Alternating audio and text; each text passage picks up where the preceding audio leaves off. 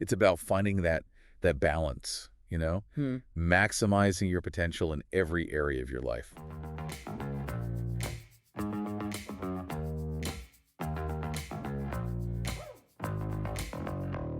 All right, so this deep dive is going to be a fun one. Yeah, this one's really interesting. We're going to be diving into the world of entrepreneurship today, something I know you've been wanting to learn more about. Absolutely. I'm fascinated by people who can just create something out of nothing. Right. And the story we're about to unpack is a perfect example of that. We're talking about Matt Tack. Oh, this guy's a trip. You sent over this interview with him, and wow. I mean, talk about a journey. Yeah, it's not your typical straight line to success, that's for sure. Okay, so let's start at the beginning. Even as a kid, Matt was already showing signs of, that entrepreneurial spirit. Oh, totally. He was obsessed with baseball cards. Baseball cards, right. Everyone had those. But he wasn't just collecting them. He was trading them, building up this whole inventory. But he had that hustle, even back then. Oh, yeah, big time. He knew which cards were valuable, which ones were in demand. That's incredible. He just instinctively understood the market, even as a kid. Totally. And that's something I think a lot of people miss, Those early passions, those side hustles, they're not just hobbies. They're often the early training ground for entrepreneurs.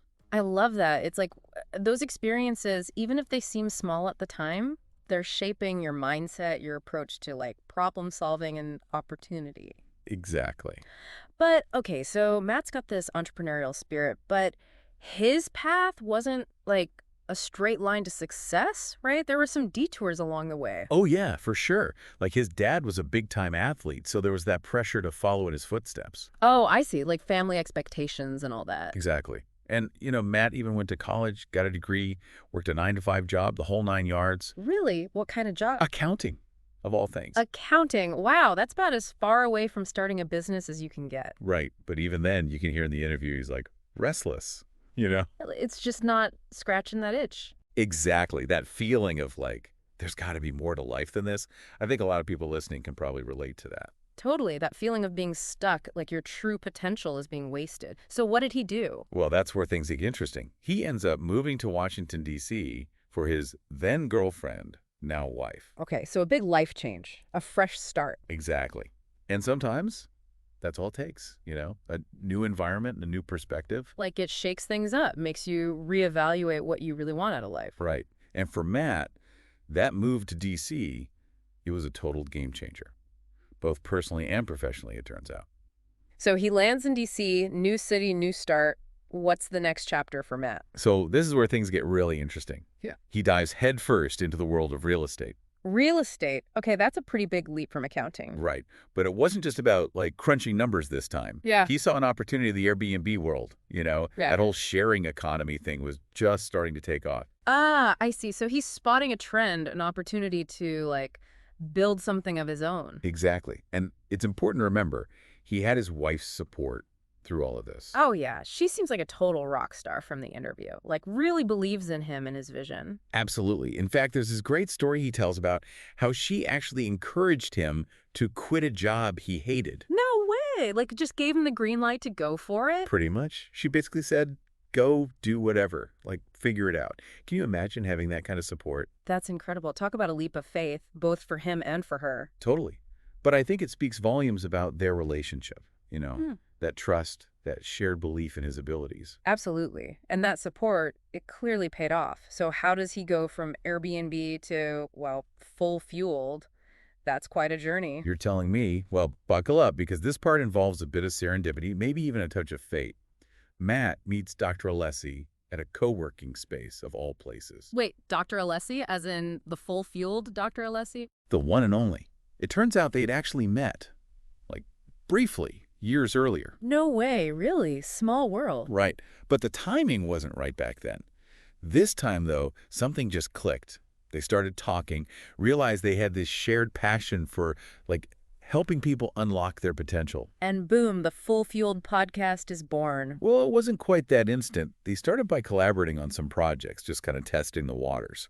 But the more they worked together, the more they realized they had this synergy, this shared vision that went way beyond just making a podcast. It's amazing how those partnerships can develop organically, right? Like you start with a simple collaboration and then it blossoms into something much bigger. Exactly. And that's what's so cool about Matt and Dr. Alessi's story.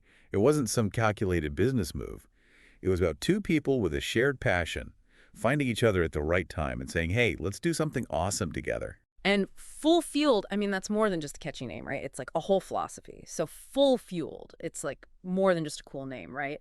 They've really built a whole philosophy around it. Oh, absolutely. They break it down into these like 6 pillars: mind, body, work, fuel, movement, sleep. Mm. It's about finding that balance, maximizing your potential in every area of your life.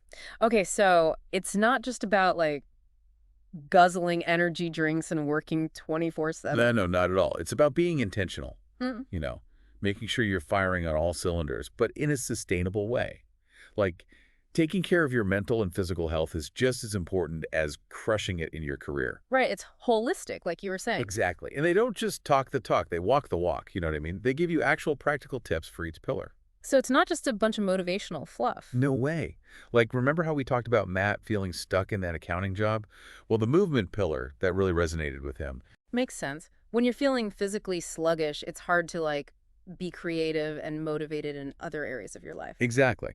And they're not just talking about, like, hitting the gym 7 days a week. It's about incorporating movement into your everyday routine. Okay, so like what? Taking the stairs instead of the elevator?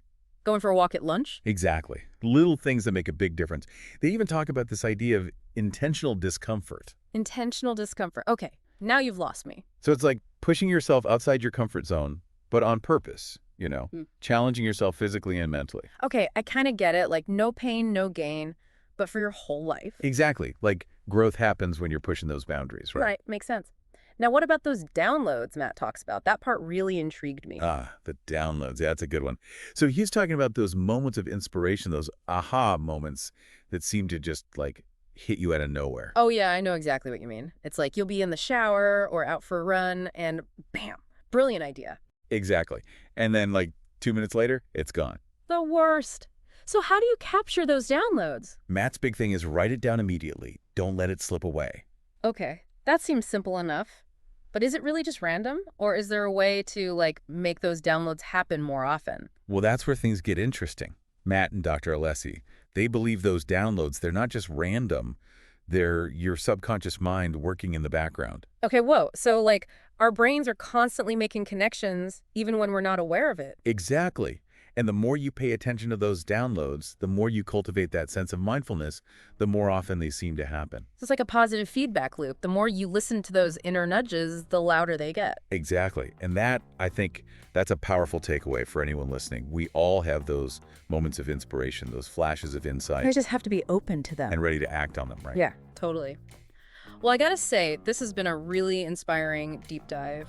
Matt Tack's story, it's about so much more than just building a business. It's about designing a life that's truly, authentically full-fueled. Couldn't have said it better myself. Yeah. It's a great reminder that we all have that power within us, to shape our own narratives, to embrace those unexpected detours, and to create something truly meaningful with our lives. Absolutely. And on that note, thanks for joining me on this journey. Until next time.